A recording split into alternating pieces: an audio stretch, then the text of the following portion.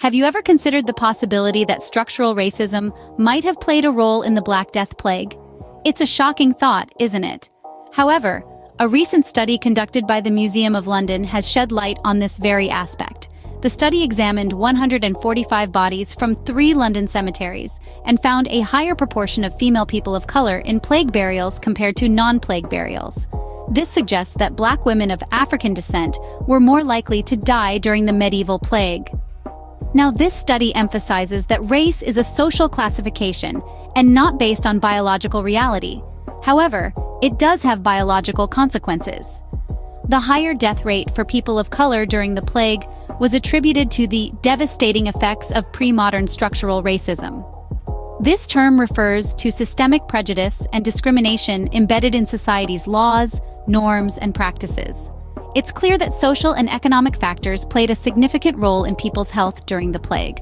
This study acknowledges its small sample size and aims to avoid incorrect and harmful implications about the biological basis of race.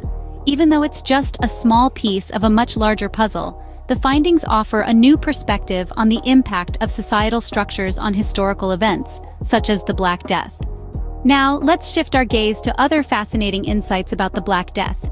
Scientists conducting a large DNA analysis found evidence suggesting that historic plague pandemics were caused by strains of the bacterium Yersinia pestis that could have emerged centuries before their outbreaks.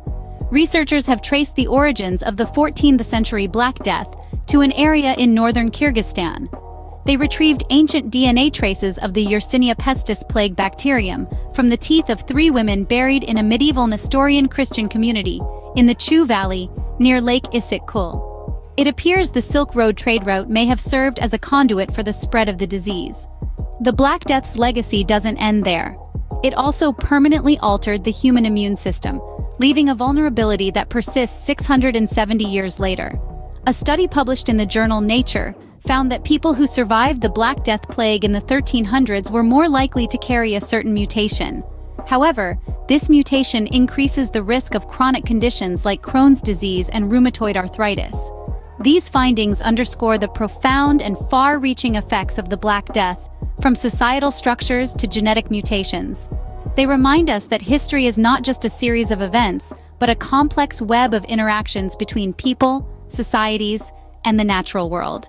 So next time you delve into the annals of history, remember to look beyond the surface, for therein lie the most intriguing revelations.